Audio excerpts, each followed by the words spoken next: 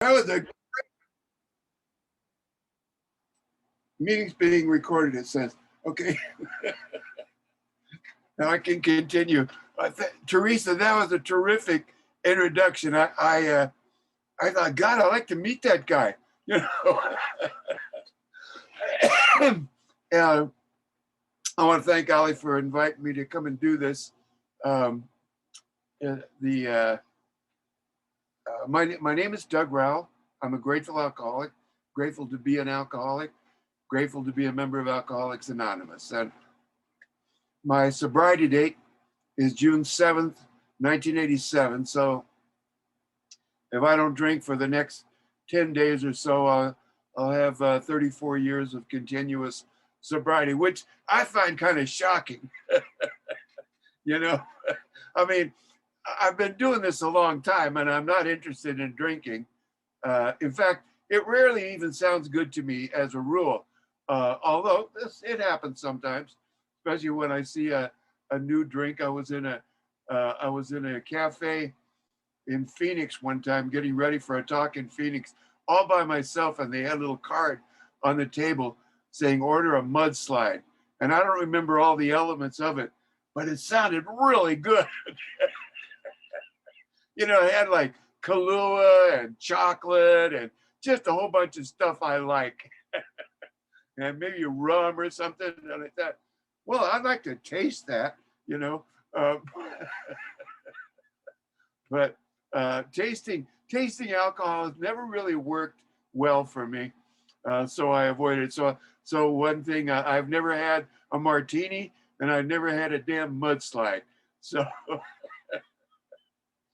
so that's on my list. Maybe if you die, when you die, if you go to heaven, you know, the St. Peter will meet you and then go, did you say you wanted a mudslide? Here, go ahead.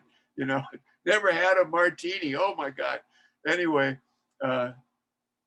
martinis are, I don't know, some people, I never wanted a martini when I was drinking. It was only after I got sober and I heard people in AA talking about, oh my God, I love those 3 martini lunches. Somebody would go, oh yeah, people would start drooling in the meeting. And I think the glasses are too small, and they're not even really glasses. They're like little funnels, you know, and then they put vermouth in them with gin or vodka, and you know, like pouring wine in your whiskey or something.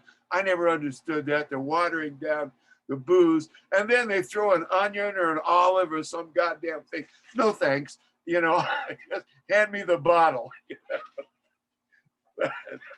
Anyway, so that's my sobriety date, June 7th, 1987.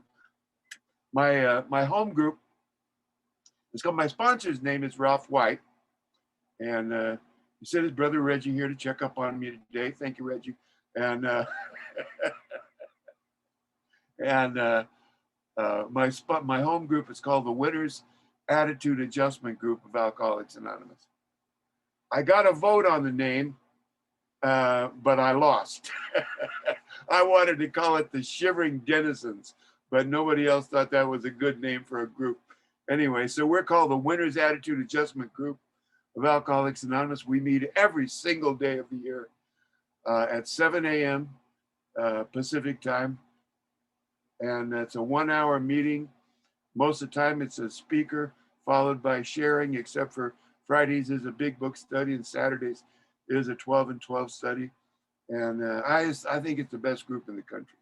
You know, it's when we were meeting face to face every day, we would have about 80 to 100 people. Pretty good sized meeting for 7 a.m. in person.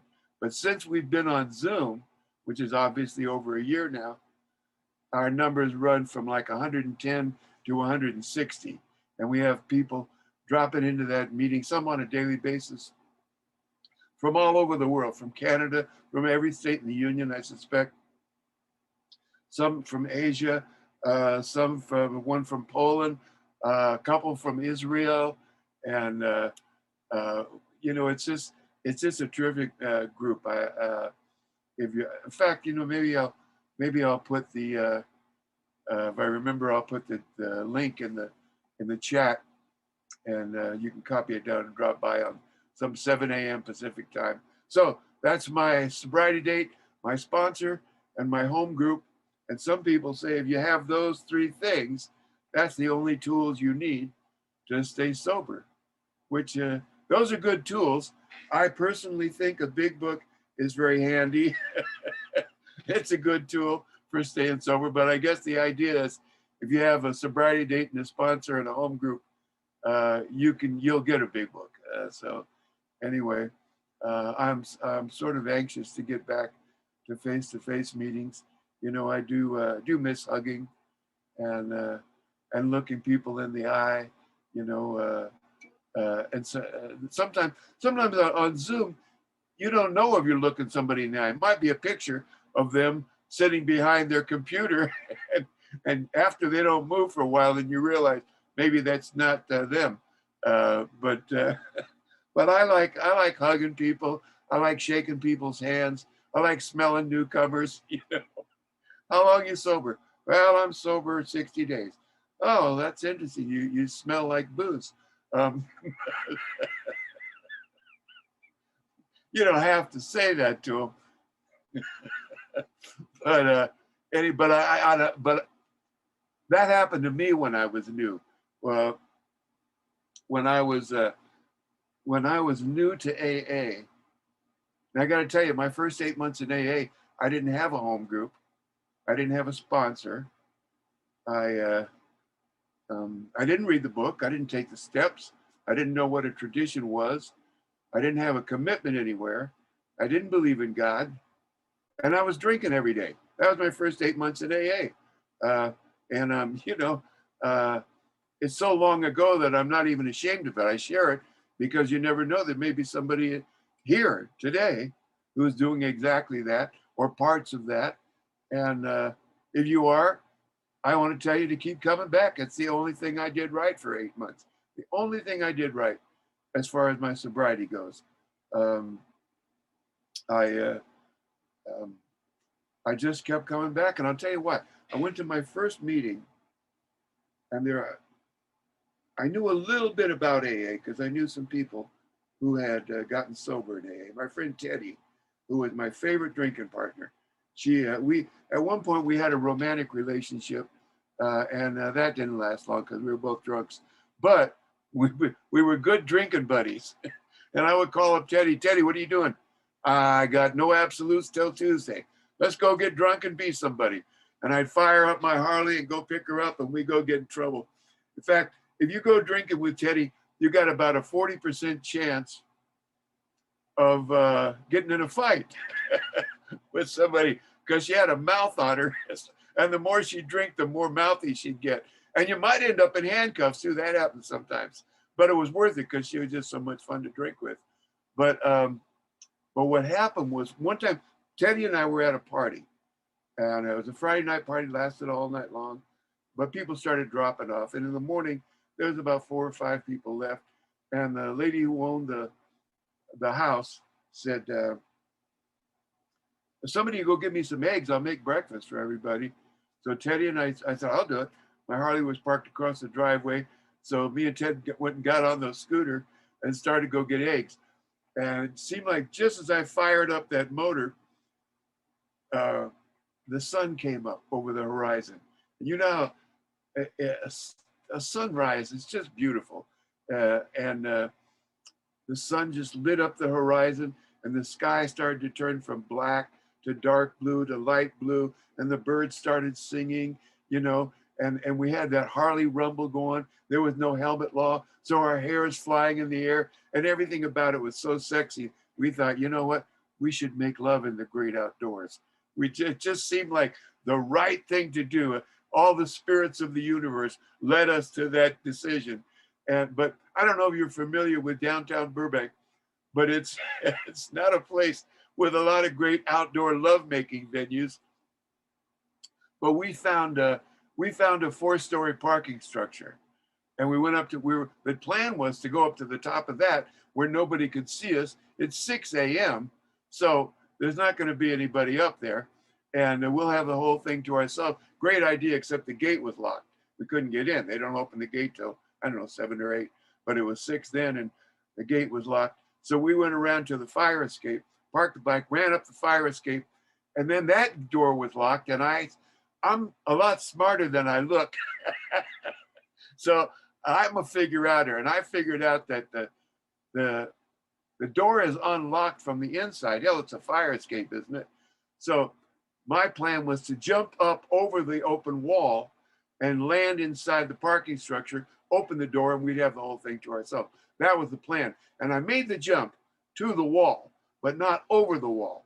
And I'm hanging there from the wall thinking, how am I going to get over this wall? Because I always come up with, almost always come up with something.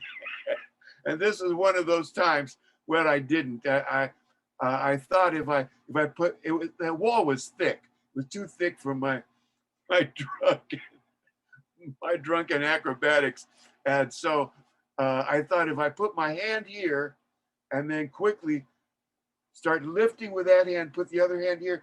Anyway, it doesn't matter what my plan was. As soon as I let go with one hand, I fell 54 feet straight down onto hard dirt. Landed on my feet with my knees buckled, and I kicked myself in the ass, which broke my pelvis in 2 places and snapped the heel bone off my right foot, shoved it through my foot like a bowling ball, and broke all the little bones in my right foot. Somebody told me one time, your foot has more bones in it than all the rest of your body put together. I don't know if that's true, but I know this. That particular morning, my right foot had 3 times as many bones as it's supposed to have. And it blew up like a football. You know, my foot looked like a tetherball with toes. And I'm laying there moaning and groaning, and Teddy ran down to see if I was alive, just barely. And she ran into, oh, here's the deal. This was the parking structure of St. Joseph's Hospital. So God's always been with me, drunk or sober. So Teddy runs in the ER and says, help me. My buddy just fell off your parking lot and it broke him. He's crumpled up at the bottom of the fire escape. So they came and got me, put me in an ambulance to me. So I'm in that hospital for 10 days trying to figure out how to, while the doctors are trying to figure out how to put my foot back together, because it was messed up. It was really bad. And I was in there for 10 days. Meanwhile, Teddy got sober.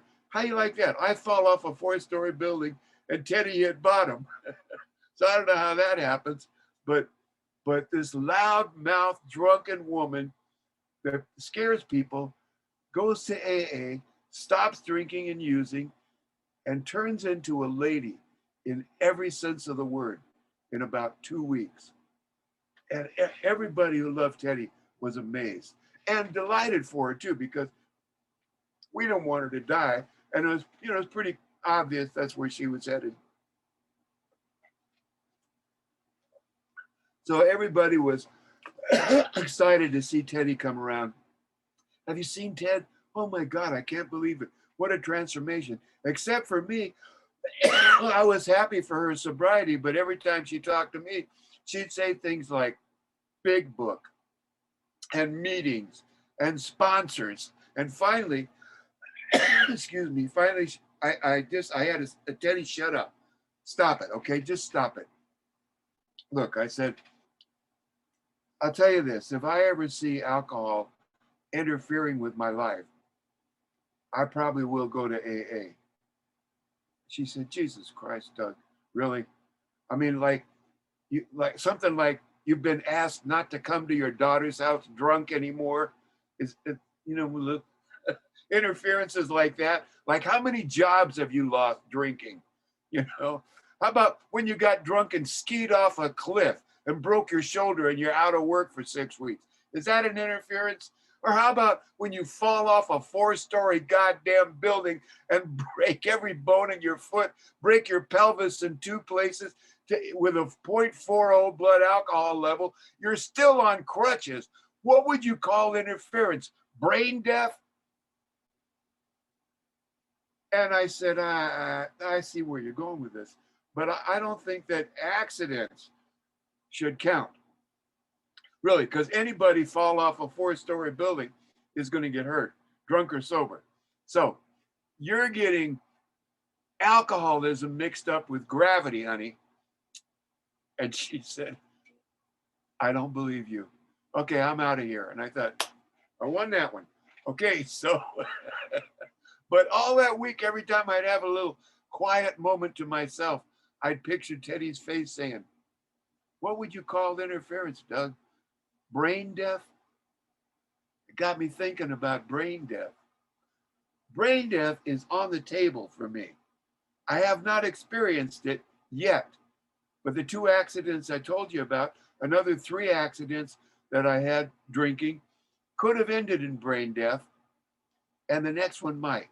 If I keep drinking, I might end up in a wheelchair or bed the rest of my life, unable to feed myself or go to the bathroom by myself, and that's a scary thought.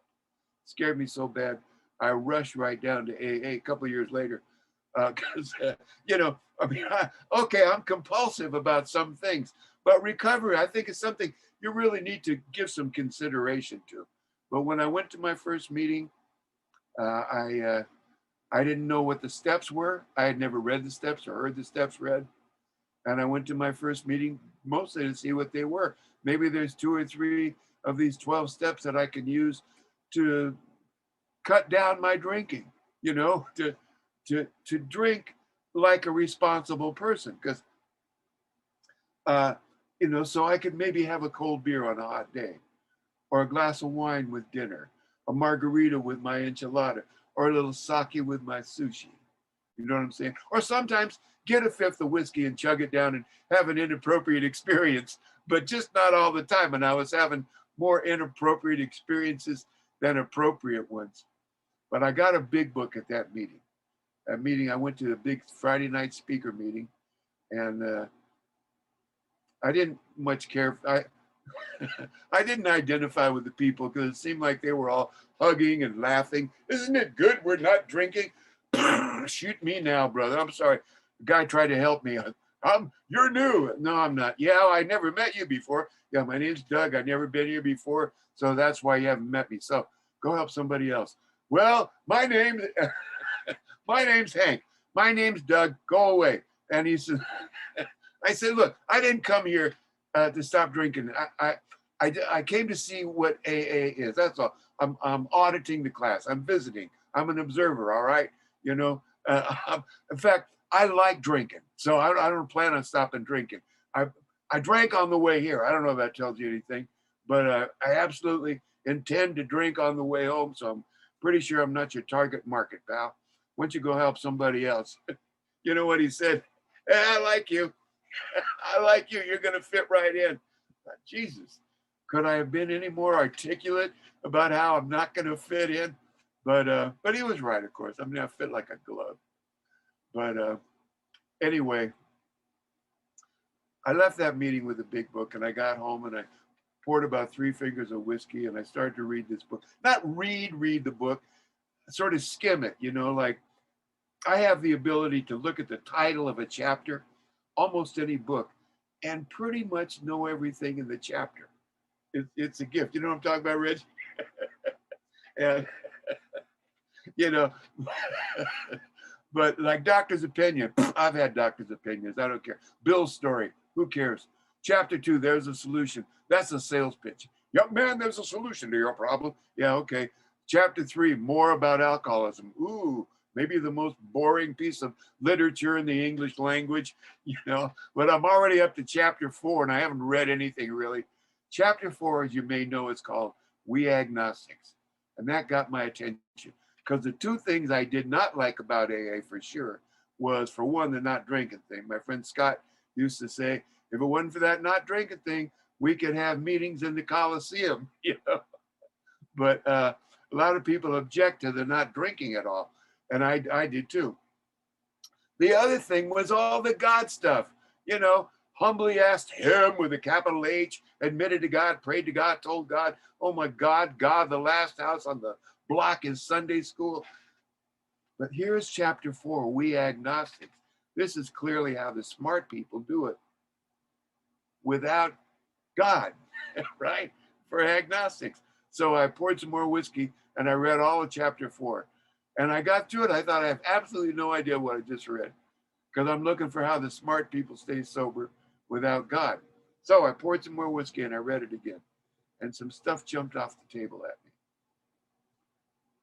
A sentence in chapter 4 on page 47, I believe, says, "We found that God does not make too hard terms on those who seek him." I never heard anybody say anything like that before. And I thought I knew something about religions of the world. Not any kind of an expert at all. I didn't think I was an expert, but I thought I knew something about religions of the world. All I had was my drunken opinion. But my grandmother was a drunk who got sober when she found Jesus, and she became a Pentecostal minister. And I would go to my grandmother's mission. She had a mission on Beacon Street in San Pedro, a nasty little area, and she would help these drunks and winos to save their souls and their lives. And but my grandmother's Pentecostal mission did not say, "We don't think God makes hard terms." It seemed like they said the opposite. They'd say, Doug. They call me Doug. They got a one syllable name. They couldn't quite get through it, the whole syllable. Doug, we are very sure that God makes hard terms on those who seek him. Boy, God will not even hear your prayers unless you're baptized.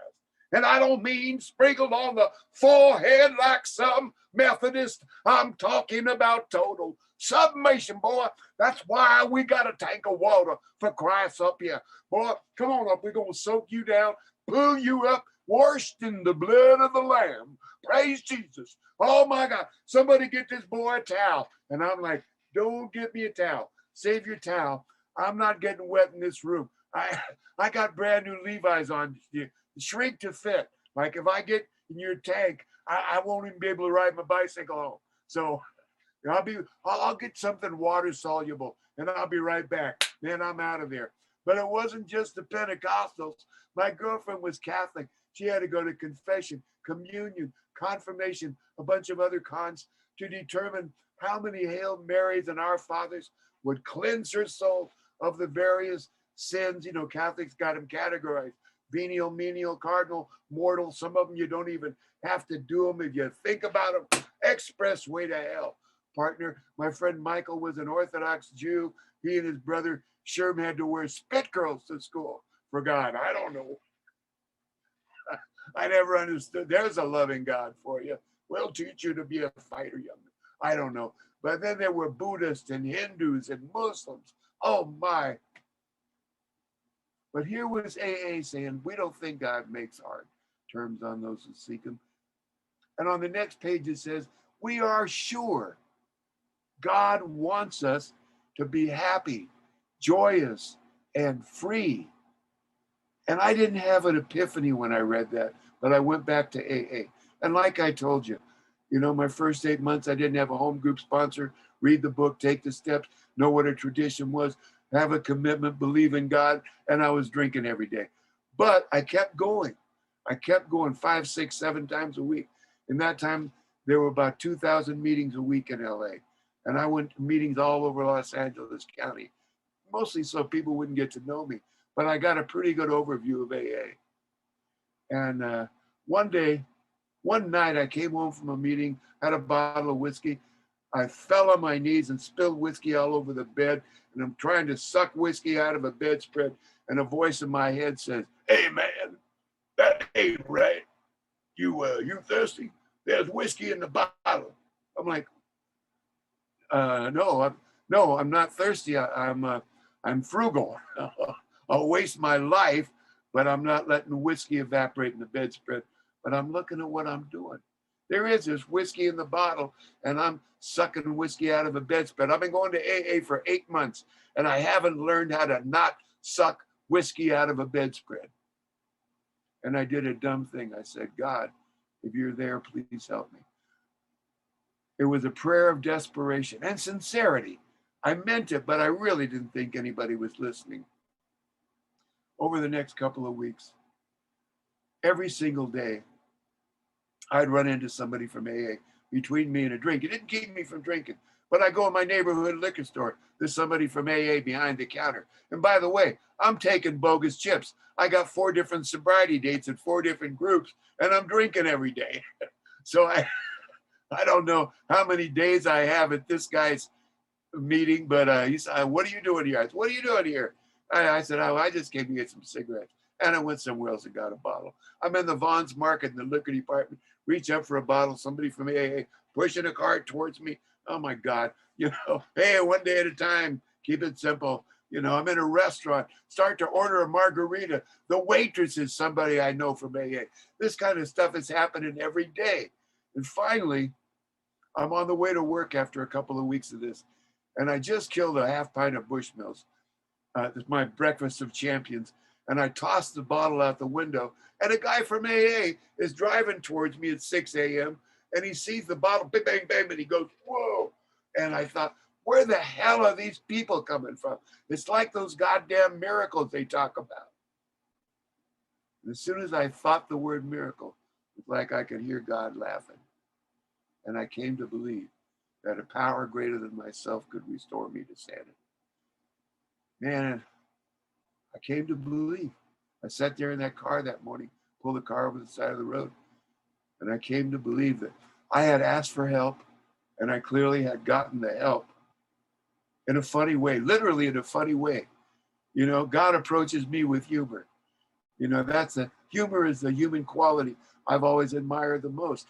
Maybe a little honesty and integrity would have served me better, or you know, or a little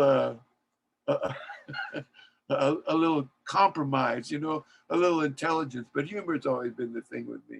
And so God came to me in a funny way, literally in a funny way, a little pain in the ass, God jokes. And I came to believe that a power greater than myself could restore me to sanity. And I went back to the San Fernando group where I'd been going pretty regularly. And I told them when it was time to share, I've been lying to you people for 8 months. I've been drinking every day. And I told them all about my spiritual experience, my major Bill Wilson white light spiritual experience that I had, coming to believe. And afterwards, this guy, Sage, old timer with 3 years, came up to me and said, hey, Doug, thanks for sharing that with us. You know, some of us knew you were lying, but I'm glad that happened for you. I hope it works. I said, Sage, you hope it works? Man, do you understand? I had the major Bill Wilson white light spiritual experience. He goes, yeah, I heard you. I hope that works. I said, hey, man, I'm sorry about you and your educational variety, but I had the major Bill Wilson white light deal, you know, so I think I'm okay. He goes, oh, my God. Oh, my God. I don't believe you. You come to us lying to us for 8 months. You finally try what we said we did, and it worked for you. And now you think you're friggin' Bill Wilson. He said, that white light you think you saw was your head coming out of your ass. Welcome to Alcoholics Anonymous, man. And so I started to get real spiritual, you know. And I started going to this 11-step Sunday afternoon meeting. It was all based on the 11th step. And at one time there was a guy sharing at the meeting, leading the meeting, and he said, talking about the 11th step, I think the most important word in the 11th step is sought. We have to seek God. And so we sought to improve our relationship with God through prayer and meditation. And somebody else said, well, when we're talking about the most important word, I think it's meditation. Okay. And I'm pretty new. I'm okay. Sought, meditation. And this woman named Charlotta, 39 years sober, an old lady, and she said, I gotta say, we're talking about the most important word in the 11th step. It's gotta be improve. Improve. We sought to improve our relationship with God. And I thought, improve, huh? And this other guy said, well, okay, I don't really think about it before, but if we're going to talk about the most important word, I think it's only. Praying only for knowledge of his will for us and the power to carry it out. It's the only prayer worth praying. And I'm thinking, oh, and then Charlotta said, no, it's improve. Oh my God, we're going to have an argument about the most important word in the 11th step. I love Alcoholics Anonymous. But I'm kind of an only guy. Ali asked me to come and talk about the 11th step And I got a few minutes more to talk about that since he asked me to. And I don't currently have a meditation practice. And I'm a little bit embarrassed to say that because, you know, the step says sought through prayer and meditation to improve our conscious contact with God as we understood him, praying only for knowledge of his will for us and the power to carry that out. And I don't currently have a meditation practice. I have had over the years, I have had, I went and spent a weekend with Howard Polans, who was one of the biggest advocates of meditation. And Howard took me through a guided meditation and taught me to meditate 20 minutes twice a day. That's what he's always done. And I did that for a while. Then I called Howard one day and I said, you know, I don't know, I get lost meditating for 20 minutes, but 10 minutes seems to be pretty good for me. And he said, nope, if you don't do 20 minutes, you might as well not do it at all. So I quit. But I've had different meditation practices, and I'm a wood carver. And sometimes I don't know if I'm fooling myself or if it actually counts as meditation. But sometimes when I'm carving wood, I'm making this wood into something, and that's my communication with God. I pray before my work. Sandy Beach asked me one time, do you pray before you work? And I started doing that. But one time I was asked to do something like this, one of those Woodstock type meetings, and I was assigned 11th step. And I thought, since I don't really have a regular meditation practice, I decided to contact 10 of people I most respect in AA and ask them if they have a regular meditation practice. Some of them I texted, some of them I called on the phone, some of them I emailed, but these 10 people, 2 women and 8 men, 2 of the people I contacted, Howard was one of them, said, yes, 20 minutes, twice a day, every day without fail. 2 of the people I contacted said, no, I don't really have a meditation practice. Others described their practice as 20 minutes or 10 minutes or even 5 minutes every day. One of my favorite old timers said his practice of meditation was namaste. The God in me recognizes the God in you. And he said he did this with each person who crossed his path every day. And that was what he called his meditation. My friend Sandy B, maybe the most spiritual person I've ever known, sent me an email back. And he said, I do meditate. I saved it. I do meditate, he said. I don't know that you'd call it a regular practice. He said, I like to meditate for 20 minutes. I don't have a discipline or for a certain time of day. I sometimes forget or I don't take the time, and I might do 10 minutes. But I find that meditation helps me relate to God in a different way than prayer. Not better, just different. And that's what Sandy had to say about it. My wife, Carla, has a daily meditation practice. She meditates on her own every morning, silent meditation, and reading selected passages from spiritual texts. Then she joins a group of people on a conference phone call almost every day.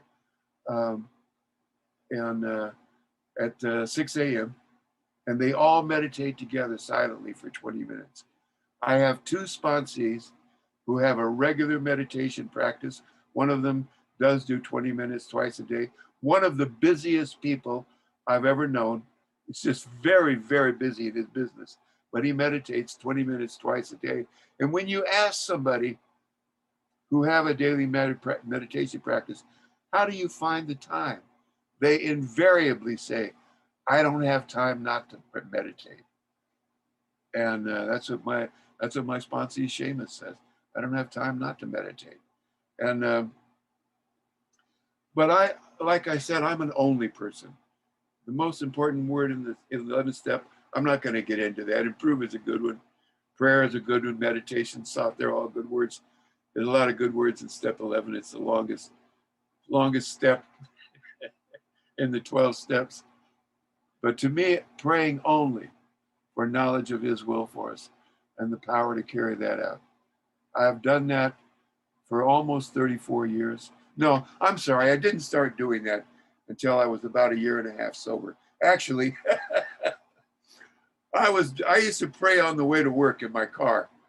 And one time I was praying in the morning, my car, guide my hands and my eyes today, help me not to offend anyone, to make amends if I do it, all this stuff.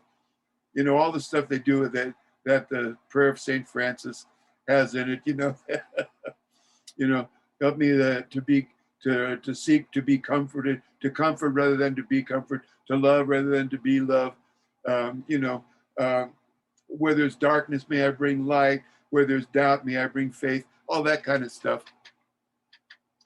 And there was this girl walking down the sidewalk in the morning by herself with maybe the cutest butt I ever saw.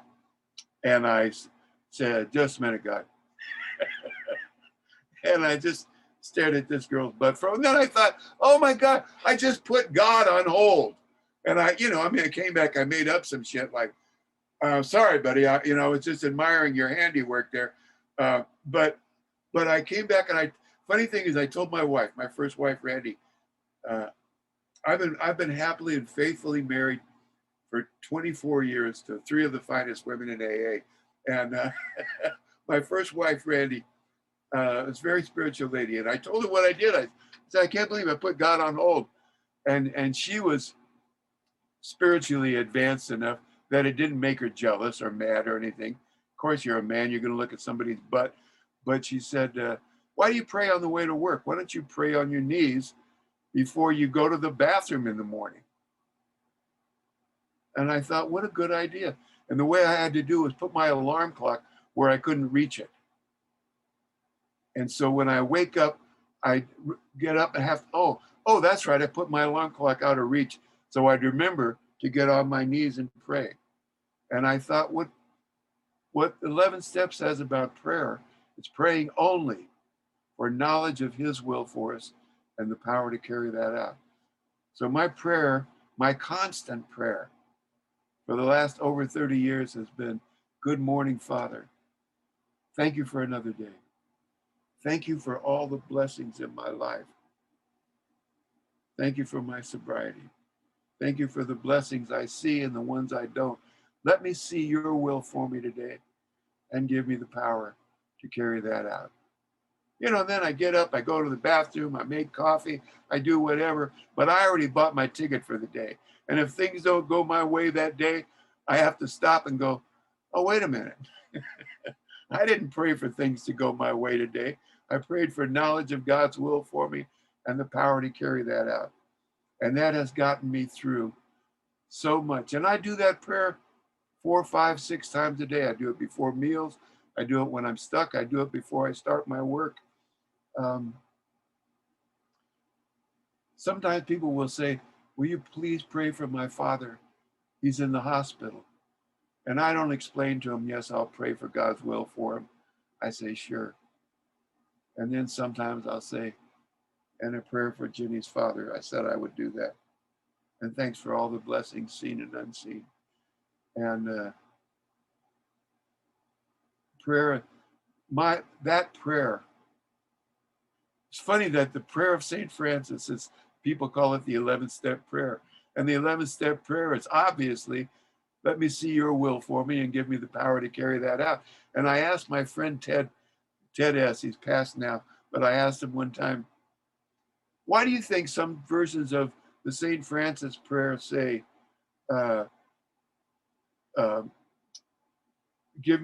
make me an instrument of thy will, and some say, make me a channel of thy will?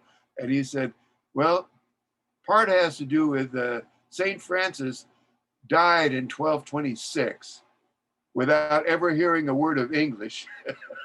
So it's obviously translated. He said, in fact, I've heard that he didn't even write that prayer, that somebody else wrote the prayer based on St. Francis's teaching. So I don't know. I know it's the longest prayer in AA literature, and it's in a step where the shortest prayer is part of the step. And I love that about Alcoholics Anonymous. Thanks for letting me share.